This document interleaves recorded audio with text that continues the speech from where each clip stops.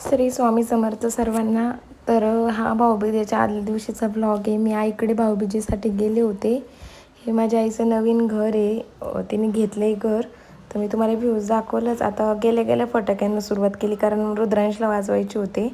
त्याला वाजवायचे होते म्हणजे तो फक्त पाहतो, आम्ही वाजवणार, तो फक्त एन्जॉय करणार. तर मग आता त्याच्या मामासोबत त्याचा एन्जॉय चालला आहे. पाहू शकते, हे माझ्या आईचं नवीन घर आहे. आता जस्ट तिची 6-7 महिन्याखाली वास्तुशांती झाली. तर मी काही वास्तुशांतीचं वगैरे ब्लॉग नाही काढला, कारण त्या दिवशी माझी तब्येत ठीक नव्हती. त्यानंतर मी माझ्या भावाला म्हणते मला गिफ्ट घ्यायचं आहे. 3-4 वर्ष झाली मी त्याच्याकडून काहीच घेतलं नव्हतं. मग मी त्याला म्हटलं मला चांदीचं ब्रेसलेट घ्यायचं आहे, मला काहीच सांगू नको. मग म्हटलं चल बाई, आता तुझ्या हट्टापुळं काय करणार. मग आम्ही चांदीचं ब्रेसलेट घ्यायला गेलो. पाहू शकता तिथं बऱ्याच प्रकारच्या व्हरायटीज होत्या, बट मला एक नाजूकच आवडली होती, जी मी आत्ता हातामध्ये दाखवते. तीच फायनल केली. मग त्यानंतर काय माझं फक्त घ्यायचं काम होतं, मी घेतलं. भावाला केलं उभं बिल घ्यायला. बिल दे म्हटलं, आता तू मी बसते रुद्रांशला घेऊन. मग बिल वगैरे केलं त्यांनी. आता आम्ही निघालो होतो घरी जायला. मग मला आता तिथून निघूस तो 8:30-9 झाले. ते कुत्रं बघा ना किती छान आहे, नकलीच वाटत होतं ना. मग निघायला उशीर झाला. मग मी त्याला म्हटलं चल बाबा, आता घरी नको काय खायला, बाहेरच काहीतरी खाऊ. मग रुद्रांशला त्याने विचारलं तुला काय खायचं. तर रुद्रांश म्हटला मला पावभाजी खायची. त्याला कधीही विचारलं ना बाहेर गेल्यावर काय खायचं, त्याची फरमाईश पावभाजीच असते. मग मी माझ्यासाठी पिझ्झा मागवला. पिझ्झा खाल्ला वगैरे. मग माऊ म्हटला मला पावभाजी खायची मामा. मग मामा काय शब्द टाकला की लगेच झेलतो. मग त्याच्यासाठी पावभाजी मागवली. एक पाव पण नीट खाल्लं नाही. मग ती पावभाजी मामानेच खाल्ली. मामाची शिक्षा मामालाच त्यांनी सांगितली. मग माऊची चालले ते नखरे, कसं करून दाखवते. माझ्या एका फ्रेंडनी शिकवलं होतं त्याला, ते करून बोलून दाखवत होता. मग त्यानंतर मी म्हटलं दादाला मला आईस्क्रीम खायची. आता अहिल्यानगरमध्ये राहणाऱ्या लोकांना तर माहितीच असेल की नॅचरलची आईस्क्रीम किती छान लागते. मग मी त्याला म्हटलं नॅचरलचीच आईस्क्रीम खायला जायचं. मी दुसरी कुठलची खातच नाही लोकल, मला तिथलीच आवडते. त्यातल्या त्यात माझं फेवरेट फ्लेवर जर असेल तर कस्टर्ड ॲपल.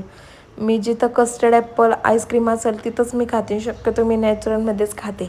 मग मी त्याला म्हटलं चल आता नॅचरलमध्ये जाऊन खाऊया आपण. मग काय, आत भाऊबीज होती त्याच्यामुळं सगळं हट्ट त्याला पुरवावेच लागले. दुसऱ्या दिवशी भाऊबीज असल्यामुळं म्हणून गुपचूप सगळ्या गोष्टी ऐकत होता. नाही तर असं तो काय ऐकत नाही, तो कोणाचंच ऐकत नाही. मग नॅचरल्समध्ये आलो आम्ही आईस्क्रीम खायला. मी तर खूप खुश होते. मी लग्नाच्या आधी खाल्ली होती आईस्क्रीम कस्टर्ड ॲपल. आणि असं पण मला टॉन्सिलचा प्रॉब्लेम असल्यामुळे मी जास्त गार खात नाही. मग खूप दिवसांनी मी आले त्याच्यामुळे मनसोक्त खाल्ली. मग दादानी वगैरे ऑर्डर केली. फॅमिली पॅक पण घेतला होता घरी आई आणि बाबांसाठी, आणि आम्ही इथंच खाल्ली. मस्त होती आईस्क्रीम. माझ्या माऊनी पण एन्जॉय केला. ॲक्च्युली त्याला खोकला होता, तरी पण आता जसं मोठं करतात तसेच लहाने करणार. मग माझ्यामुळं त्याला पण द्यावीच लागली आईस्क्रीम. कसा खात होता बघा ना. त्याला आईस्क्रीम कॅडबरी हे प्रकार खूप आवडतात, पण मी त्याला बाहेरचं खाणं खूप अवॉइड करते. दिलं तरी क्वचित एखादी कॅडबरी घेऊन देणार, नाही त्याला असं काही बाकीचं खायची सवय नाही लावलेली मी. मला आवडत पण नाही. त्याला काय पाहिजे असेल नाही मी घरात करून देते. तर आईस्क्रीम वगैरे खाल्ली. त्यानंतर आम्ही घरी निघालो. आता घरी चाललो होतो गप्पा मारत. दादाच्या लग्नाचा विषय काढत होते, त्याच्याशी गप्पा मारत होते. त्याला म्हटलं बाबा यावर्षी तरी लग्न कर, आता 2026 आलं तरी तुझ्या लग्नाचं काही योग आहे ना. मग मला म्हटलं आहे आता करू काय. आता रुद्रांश पण मोठा झाला, मामाच्या लग्नाची त्याला पण उत्सुकता असणारच ना. घोड्यावर बसायला पाहिजे ना तो मामासोबत. असो, आता करेलच माझं भाऊ लवकरच लग्न. मी तुम्हाला सर्वांना तेव्हा पण सांगेल लग्नाची तारीख जमल्यावर. त्यानंतर मग आता आम्ही घरी निघालो आहे. माझी आई बोलेगावला राहते.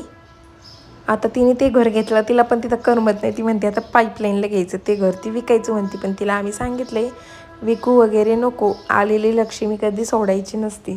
त्याच्यामुळे ती म्हणली ठीक आहे, हे तसंच ठेवू, हवं तर रेंटने देऊ आणि पाईपलाईनला पण घर घेऊ. बघा किती छान मस्त लाईटिंगने घर किती छान दिसते. माझ्या भावाला केवढी लाईटिंग जमत नाही, काहीतरीच करतो, पण जाऊ द्या, केले विचारांनी त्याच्या मनाने. त्यानंतर घरी पोचायला आम्हाला 10:30 वाजले होते. आता म्हटलं आई ओरडते का काय माहिती. तिने घरी स्वयंपाक केला होता तरी आम्ही बाहेरून खाऊन आलो. म्हटलं जाऊ दे, तर सकाळी नाश्त्याला खाता येईल. तिथं झोपेतच दिसत होती, कारण सारखा दादा हॉर्न वाजवत होता. गेट वगैरे काय उघडत नव्हती ती. मग मी उघडलं लॉकनी, दार उघडलं तिने. आता बहुतेक झोपेतच आहे ती. वाजलेच होते 10:30. बिचारी दिवसभर दमती, त्याच्यामुळं झोपती. मग त्यानंतर दादानी गाडी वगैरे आत पार्क केली. हे बघा झोपेतच आहेत आमच्या आईसाहेब, बिचारी वाट पाहून पाहून झोपली. मग तिला मी सांगितलं मला दादानी ब्रेसलेट घेतलं. मग मला बोलली दाखव. मग मी तिला ब्रेसलेट दाखवत होते.